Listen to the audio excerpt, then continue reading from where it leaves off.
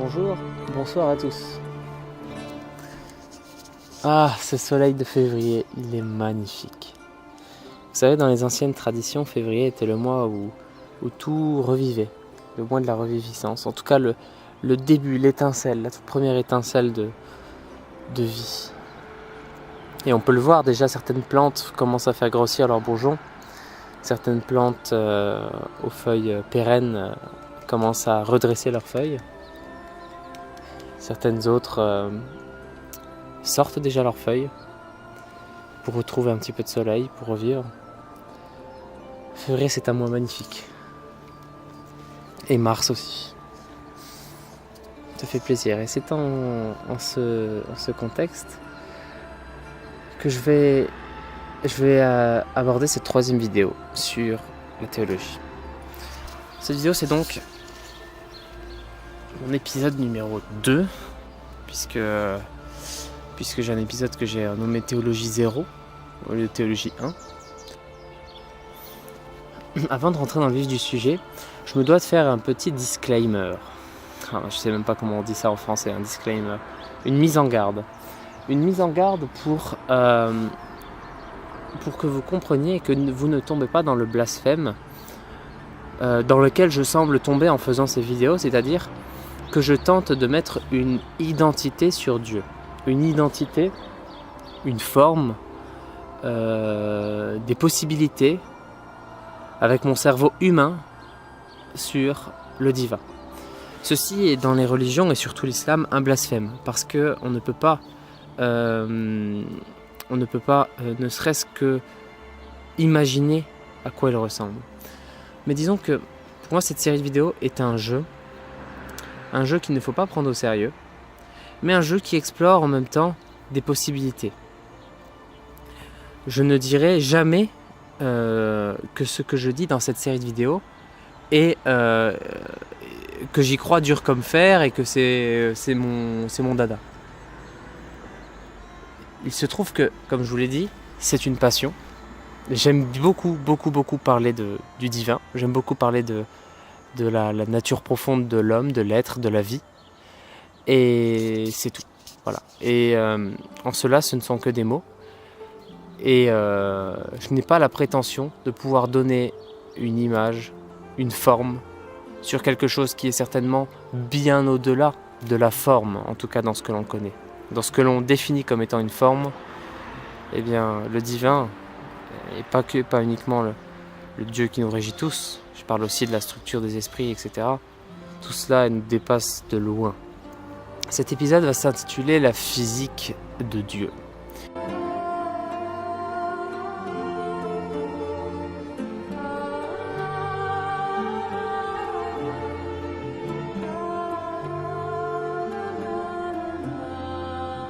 Physique, donc je vais devoir utiliser beaucoup de références en fait pour expliquer ce que je dis.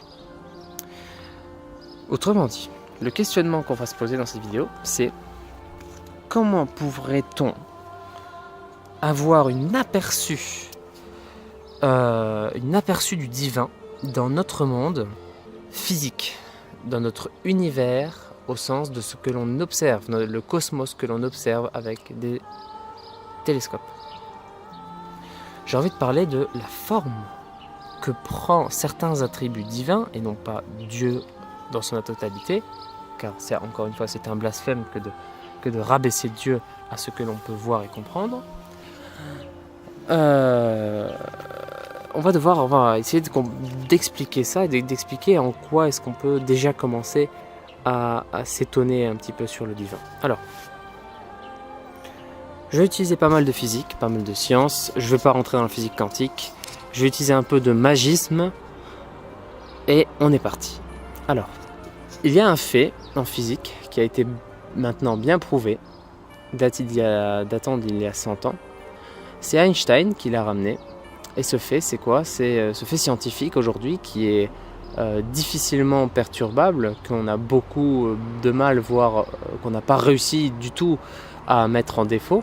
La science cherche à mettre en défaut les théories qu'elle établit pour avoir les théories les plus justes à la fin. Eh bien, c'est la théorie de la relativité générale, autrement dit la théorie de l'espace-temps. Que nous dit la relativité générale? Alors, la relativité générale nous dit que on ne peut pas déterminer si nous sommes en mouvement ou pas à partir du moment où chacune de nos particules qui nous composent sont en mouvement avec notre véhicule. Autrement dit,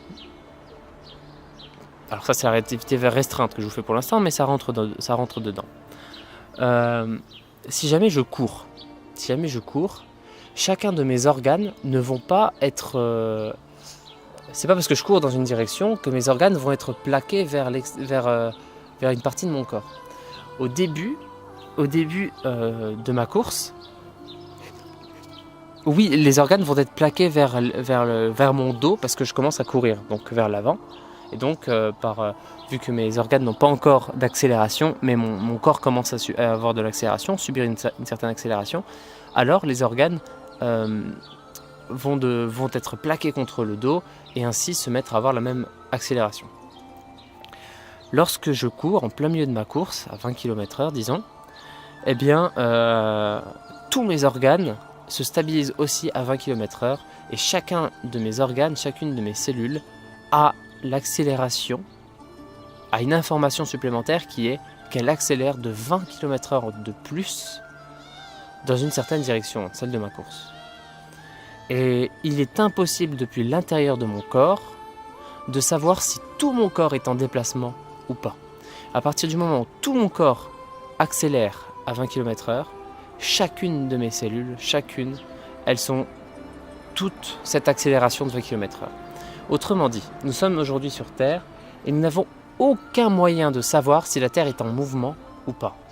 Le seul moyen de déduire que la Terre est en mouvement, c'est en observant les étoiles et en ayant donc un référentiel extérieur à la Terre. On ne peut pas savoir parce que tout notre corps bouge à la même vitesse de la Terre. Je ne sais plus du tout ce que c'est que la vitesse de la Terre. Ça doit être un truc genre 43 000 km par... je sais plus, un truc de ouf comme ça. La Terre va très vite et on n'a pas du tout moyen de savoir quelle est la vitesse de la Terre. Car chacune de nos cellules bouge avec la Terre. Ensuite, la relativité générale nous explique que ce n'est pas que la Terre accélère dans l'espace, mais c'est en fait qu'elle est en chute libre dans l'espace. Et que ce qui détermine l'endroit où va chuter les objets, eh bien ce sont les clusters. Alors comment on dit cluster en français? Merde. Ce sont les agrégats de matière qui vont donner une certaine gravité. Autrement dit, plus il y a de matière dans un endroit, plus il y a une force de gravité qui va s'exercer depuis cet endroit sur les autres et des autres jusqu'à nous. Plus un corps est massif comme une planète, plus elle exerce une force de gravité sur le reste. Alors c'est ça qui est le gros de la théorie de l'espace-temps, elle est là. Actuellement, la Terre n'est pas en accélération ou n'est pas dans un mouvement rectiligne uniforme, enfin si elle est dans un mouvement rectiligne uniforme autour, enfin non, on va y venir. Le mouvement n'est pas dans un mouvement rectiligne uniforme car elle tourne autour du Soleil. Ce que nous dit la relativité générale, c'est qu'elle n'est pas en train de tourner autour du Soleil, dans le sens qu'une voiture pourrait tourner dans un virage de montagne par exemple. Mais elle est en chute libre, retenue par la Terre. Par le Soleil, excusez-moi. La Terre chute librement autour du Soleil, mais n'arrive pas du coup, ou plutôt ne touche rien qui pourrait lui faire stopper sa chute libre. La Lune, pareil. La Lune est en chute libre autour de la Terre. C'est très important de comprendre ça. Parce que dans les écrits de magie, on nous explique que beaucoup de rituels magiques, en fait, ont pour but de créer une certaine gravité autour d'un être, du magicien. Le magicien va chercher à créer des chaînes magiques, ce qu'il va appeler des chaînes magiques, qui seront des cercles de personnes réelles qui vont exercer une certaine forme de gravité pour que tout le monde extérieur et d'instinct chute librement vers le magicien. Autrement dit, le but de nombre d'écrits magistes est de nous faire comprendre en quoi une personne peut exercer une gravité sur son entourage. Beaucoup d'écrits nous expliquent en quoi le magicien est celui qui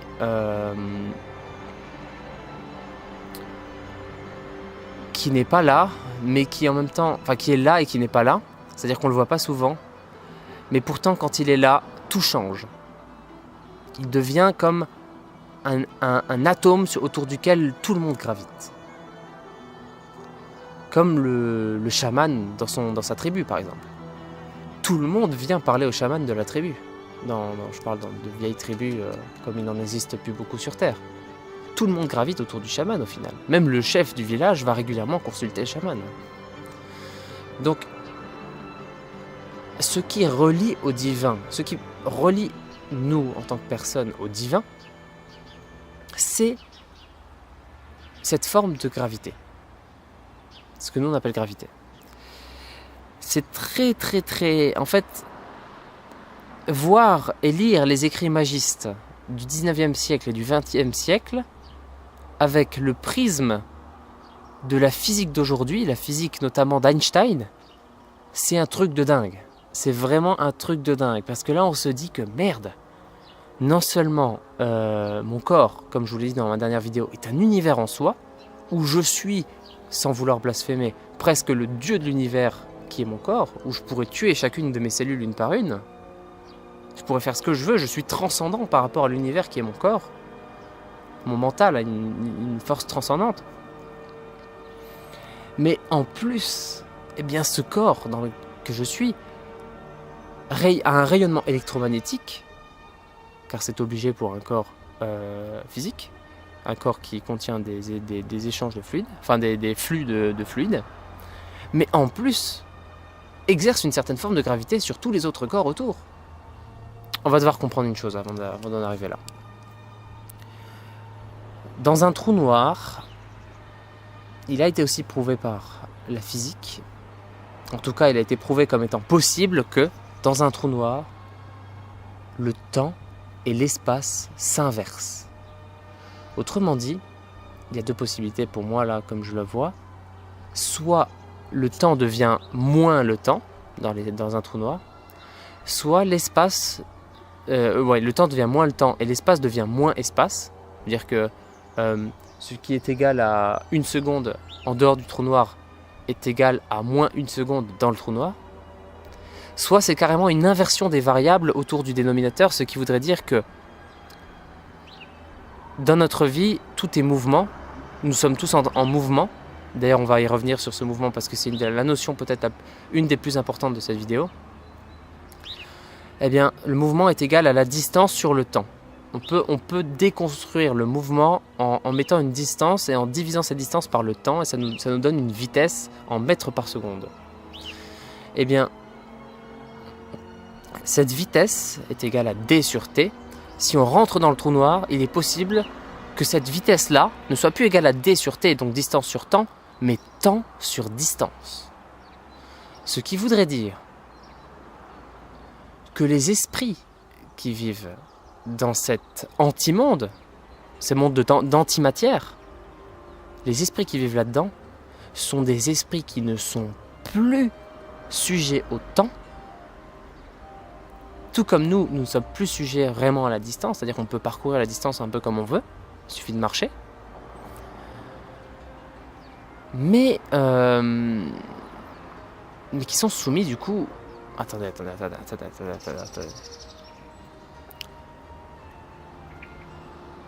nous sommes soumis autant à la distance qu'au temps. Et pourtant nous sommes...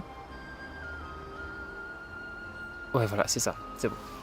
Nous sommes soumis autant à la distance qu'au temps, et pourtant, ce qui nous empêche de vivre infiniment, c'est le temps. La variable temps est ce qui empêche toute chose vivante dans ce monde que nous connaissons de vivre.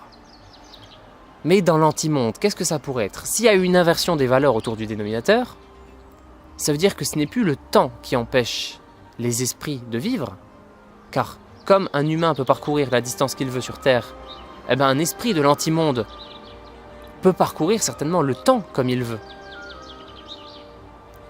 Puisque tout est inversé. Ça voudrait dire qu'un esprit de l'antimonde, ce qui tue un esprit de l'antimonde, ce n'est pas le temps, mais c'est la distance.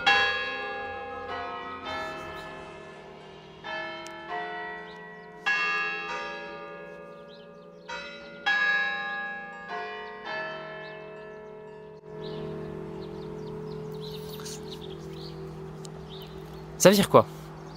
Ça veut dire que cet esprit peut vivre complètement dans le futur, dans le passé, c'est-à-dire que pour lui, cette notion de futur et de passé je dirais, elle est naturelle, exactement comme nous quand on marche. Nous, quand on marche sur Terre, la distance que l'on parcourt, c'est quelque chose, voilà, il n'y a pas de problème, quoi. Ça fait partie de notre vie. Et bien pour cet esprit, ce qui fait partie de sa vie, c'est de parcourir le temps, comme il veut. Peut-être dans le passé, peut-être dans le futur. Et par contre, ce qui va empêcher cet esprit d'exister, ce qui va le ramener dans une espèce de forme de mort, ou en tout cas de mutation, car on est plutôt, à chaque fois, la vie n'a pas cette idée de mort. L'idée de mort, elle est humaine, 100%, on a inventé la mort. Ce qui va amener cet esprit à changer de cycle, à se réincarner dans un nouveau cycle, eh bien c'est la distance. Et donc on a deux mondes qui s'opposent, mais qui arrivent à un certain équilibre du monde. On a le monde et l'antimonde par lequel on rentre par l'intermédiaire des trous noirs. On en arrive donc maintenant à un point qui est très important.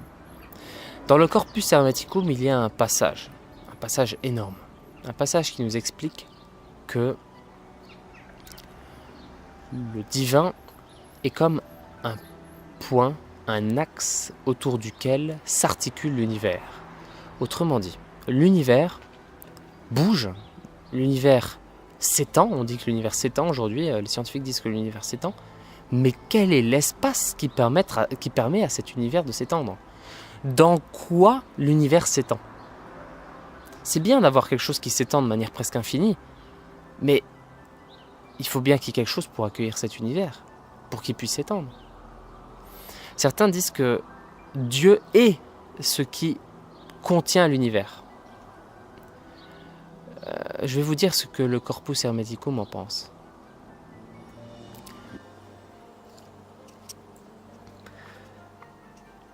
Extrait du chapitre 6 du Corpus Hermeticum par Hermès Trismégiste. Dialogue universel d'Hermès et d'Asclépios. Je prendrai une voix grave pour Hermès et une voix aiguë pour Asclépios. Asclépios, tout ce qui est en mouvement n'est-il pas mu dans quelque chose et par quelque chose? Asclépios, très certainement. Et ne faut-il pas que ce en quoi le mouvement a lieu soit plus grand que la chose en mouvement? Sans aucun doute. La cause du mouvement n'est-elle pas plus puissante que la chose mue? C'est l'évidence. Et ce en quoi le mouvement a lieu n'est-il pas nécessairement de nature à celle de la chose en mouvement? Par nature. L'univers n'est-il pas plus grand que tout autre corps? C'est certain. Et n'est-il pas entièrement rempli, en particulier par beaucoup d'autres astres, d'autres grands corps, et plus justement par tous les corps qui existent? C'est vrai. L'univers est donc un corps. Oui. De quelle grandeur doit être alors l'espace dans lequel se meut l'univers? Et de quelle nature? Ne faut-il pas qu'il soit beaucoup plus grand que l'univers pour lui permettre son mouvement contigu, sans le gêner ou l'arrêter? Cet espace doit être extraordinairement grand, Trismégiste. Et de quelle nature? De nature inverse, n'est-ce pas, Asclépios?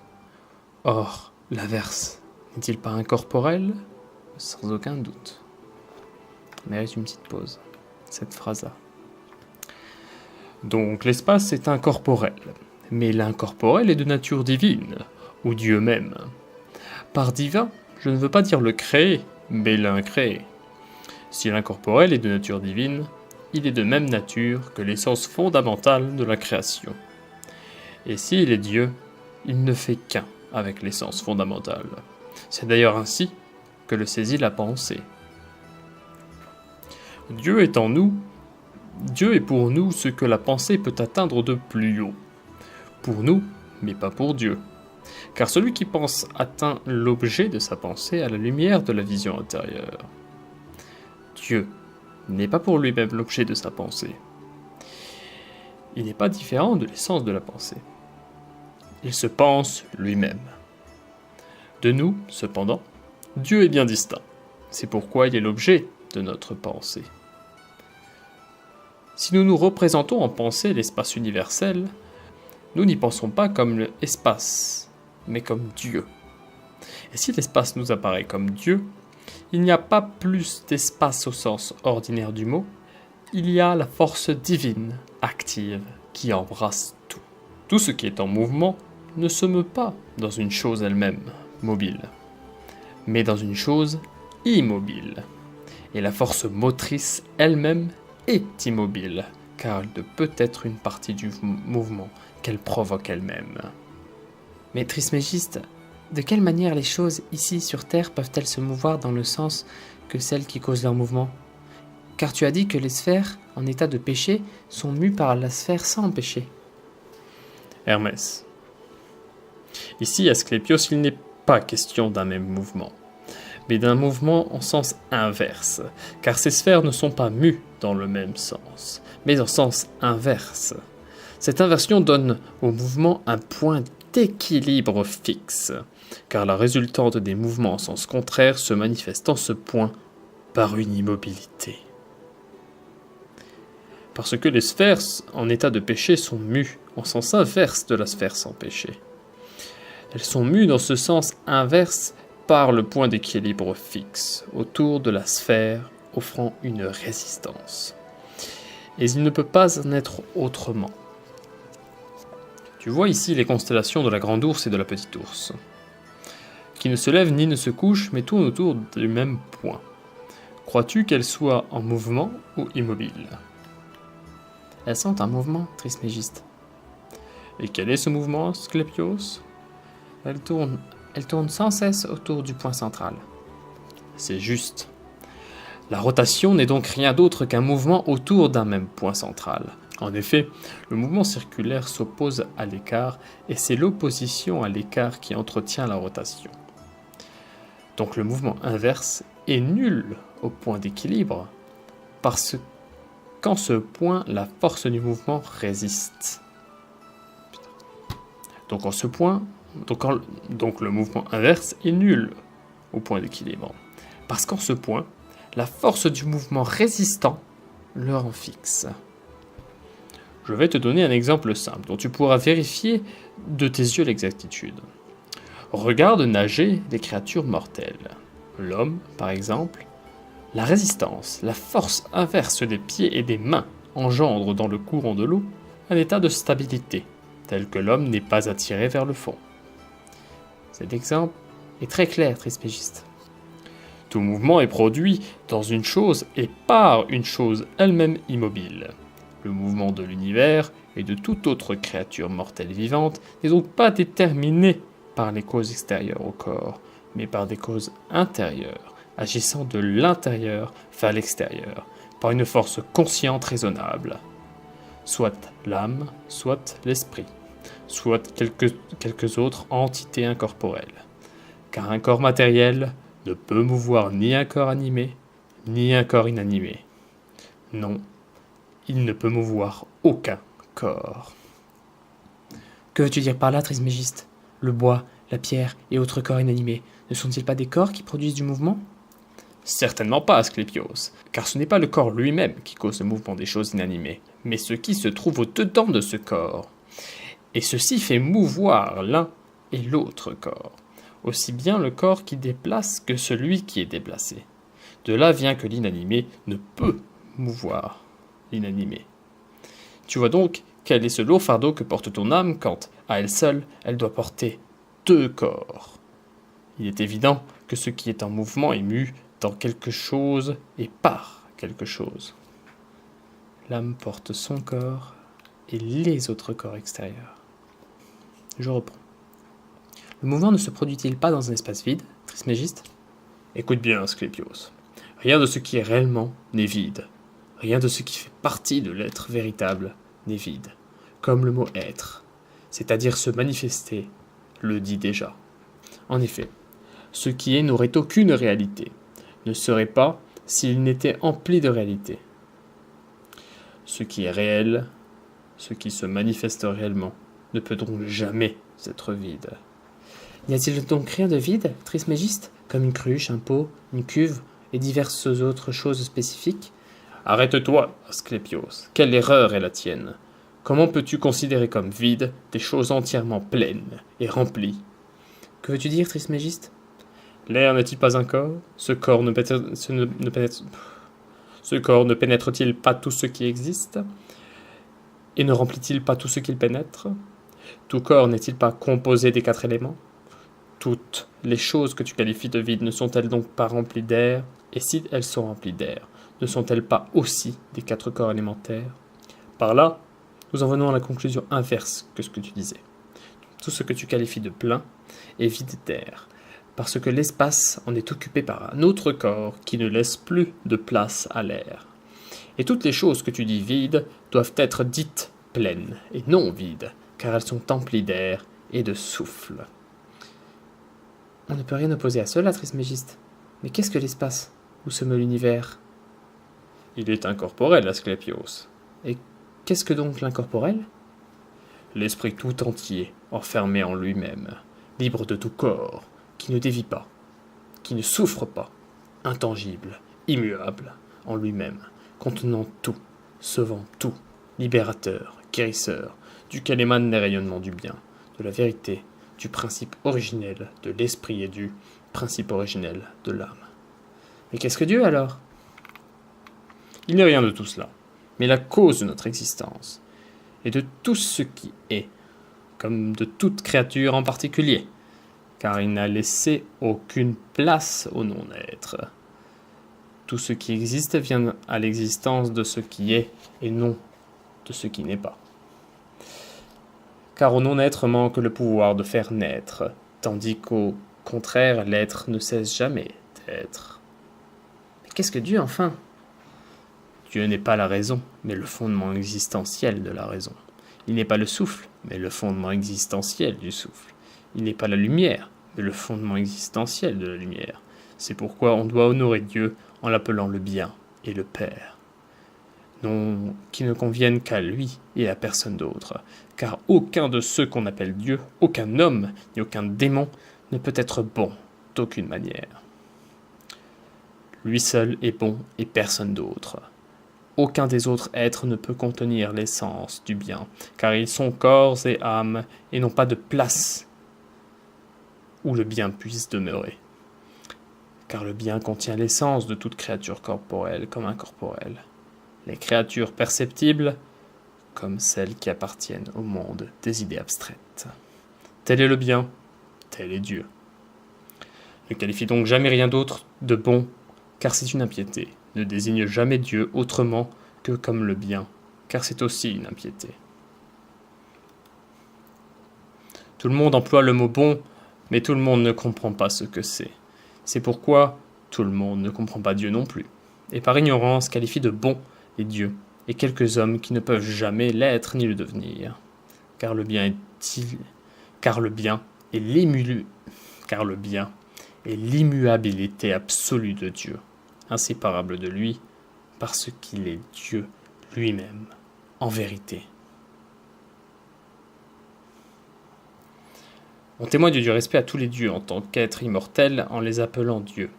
Mais Dieu est le bien, non par manque de respect, mais de par son essence même. Car l'essence de Dieu et le bien ne font qu'un. Ils forment ensemble l'origine des générations. Car est bon qui donne tout et ne perd rien. Et en vérité, Dieu donne tout et ne prend rien. C'est pourquoi Dieu est le bien. Et le bien est Dieu. L'autre nom pour Dieu est Père, car il est le créateur de toutes choses. En effet, créé est la marque du Père. C'est pourquoi la vie de celui dont la conscience est tournée dans la direction juste et donne naissance au Fils. C'est pourquoi la vie de celui dont la conscience est tournée dans la direction juste et donne naissance au Fils nécessite une gravité extrême, un zèle ardent et un profond dévouement en Dieu, tandis que c'est un grand malheur et un grand péché de mourir sans cette descendance et d'être jugé par les démons après la mort. Car voici leur punition. L'âme sans naissance du Fils est condamnée à prendre un corps ni masculin, ni féminin, chose réprouvée sous le soleil. Prends part à la joie, Asclépios, si tous possèdent cette descendance, mais entoure de compassion ceux qui ont le malheur d'en être privés, car tu connais la punition qui les attend. Puissent ces paroles, Asclépios, te mener, par leur nature et leur étendue, à la connaissance élémentaire de l'essence du tout. On voit bien dans ce passage que Dieu n'est pas ce qui contient l'univers, mais Dieu est l'articulation de l'univers dans un vide qui se crée simultanément que l'univers s'étend. Autrement dit, ce vide d'antimatière qui existe par-delà l'univers n'existe que parce que l'univers s'étend. Ça veut dire quoi ? Que dans la création du monde, il y a eu une dualité, mère de toute chose. Ce qui a créé ce monde, c'est une idée. On nous dit aussi le premier des principes de la table d'émeraude, encore une fois d'Hermès Trismégiste, quel homme, nous dit que l'univers est mental. Autrement dit, cet univers serait né d'une idée d'un esprit tellement supérieur qu'on ne peut que l'appeler Dieu. Cette idée nous a donné vie. Et cette idée est profondément